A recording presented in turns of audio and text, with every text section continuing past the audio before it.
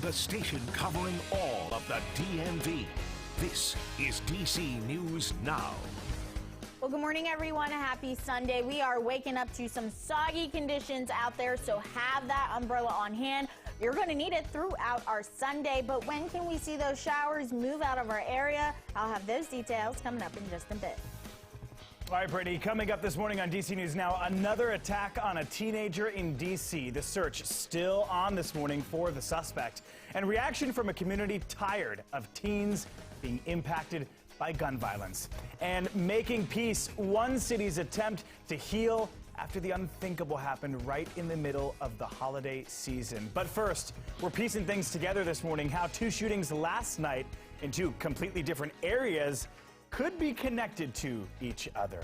Good morning. Thanks so much for joining us for Hour 2 of DC News Now. We've got our eyes on the roads this morning, specifically East-West Highway and Georgia Avenue in Montgomery County. All the travel experts say today, not last week, getting to your Thanksgiving destination, but today, coming back home, will be much, much busier on the roadways and in the skies. And here to help us talk about all that, Brittany Ward, specifically on the weather side. Brittany, if people are driving around the DMV today, what are they going to experience? Soggy conditions, Joe. It is going to be a very wet day out there, so have that umbrella on hand. We are taking a live look at radar showing you the past hour across the entire mid-Atlantic. There's that storm system that was off to our south yesterday. It finally worked its way north, giving us some rainy conditions as well as towards our southern states and even through our Midwest. That's going to be the trend as we head through your Sunday, seeing scattered showers on and off again. We take a closer look into the DMV. You're already starting to see it make its way into Fredericksburg, Virginia, portions of Front Royal. Then we're also starting to see them in those mountain counties. We're going to continue to see that scattered trend heading through our day today. Then it looks like we finally begin to dry out as we head into our Sunday night, but it will be a bit breezy as you head through your Sunday, so making any plans, just be mindful of that. Now, when will these showers finally move out of our area? I'll have those details coming up in just a bit. Katie? Thanks, Brittany. Now she's got you covered on the weather. I've got you covered on the roads. Now we're looking pretty clear, but again, we've been saying it all week. This will be the worst day coming back into the DMV. Looking around our coverage area right now, we're looking pretty okay, but we do have a water main break. This one's Alabama Avenue Southeast, closed from E Street and F Street. So make sure you're aware of that. I don't think it's going to cause too many problems for a lot of drivers, but just aware of that as you're heading out the door. Now, looking around at our good friend, the Beltway, we already have some people getting a head start on that travel. We're seeing it. The sun is just starting to rise now. We've got a lot of headlights and taillights and a lot of movement. Now, looking around to the rest of our area, the Beltway, again, usually there's a lot of traffic down there. Not too bad. Heading up to our 270 corridor, same thing. North and south going pretty smoothly. Now, looking out there around to the BW Parkway and to I-95. Now, if you are heading down south from Baltimore, from Philly, if you're heading down south from here, you're going to have like a pretty good drive now, but potentially later on this morning it could get a little worse, and we'll look into our Northern Virginia roads in just a bit. Joseph? All right, Katie Rhea and Brittany Ward there. We have breaking news at the top of the hour. Police believe the two shootings, one in Northwest D.C., another in Arlington, Virginia, could actually be connected. Good morning. Thanks so much for joining us. I am Joseph Olmo. Our contributor, Larry Calhoun at DC Real-Time News, is working with us and police to get more answers in the situation. One shooting happened just blocks away from the White House, 12th in Pennsylvania. The other on 24th Street in Arlington.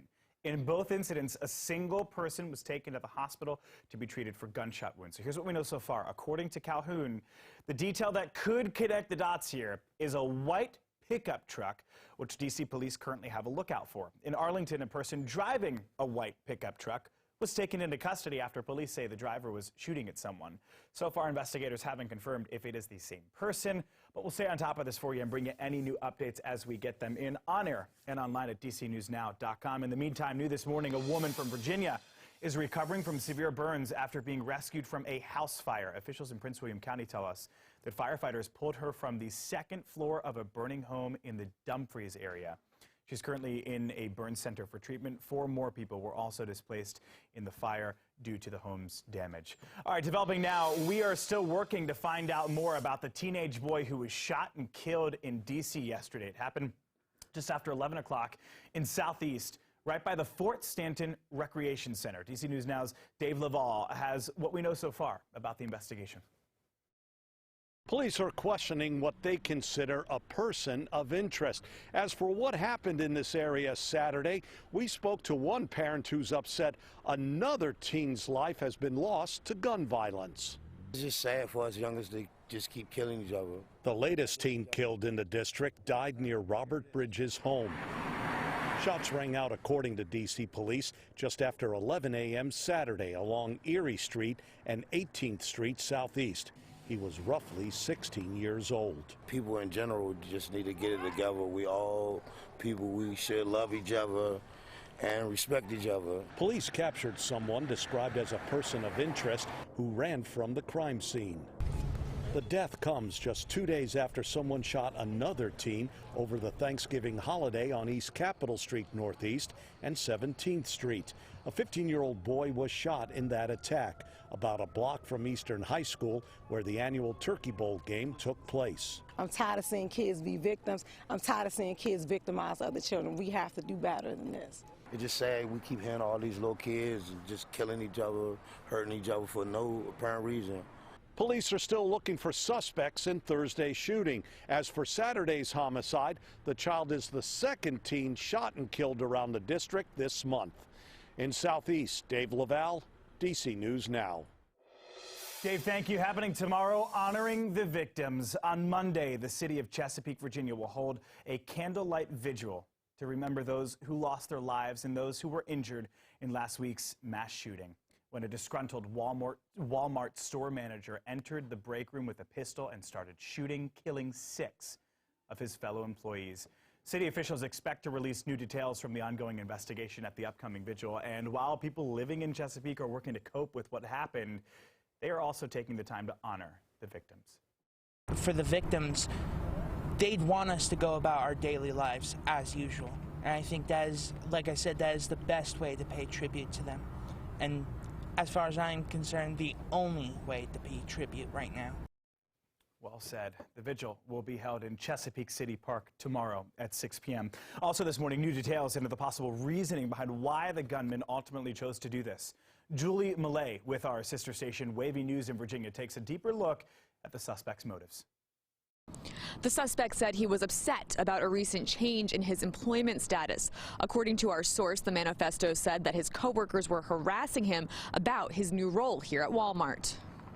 FBI officials continue to process evidence at the scene of the deadly Walmart shooting, and we're learning new details about the man accused of shooting 6 of his coworkers before turning the gun on himself. A Walmart representative tells us the 31-year-old was an overnight team lead at Walmart. Wavy 10 spoke exclusively to a former employee who worked directly under the suspect at Walmart before leaving to take a new position just 6 months ago.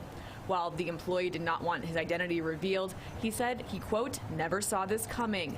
Describing the shooter as both carefree and easygoing, the employee told us the suspect mostly got along with his colleagues, though he admitted there were some people who disliked working with him.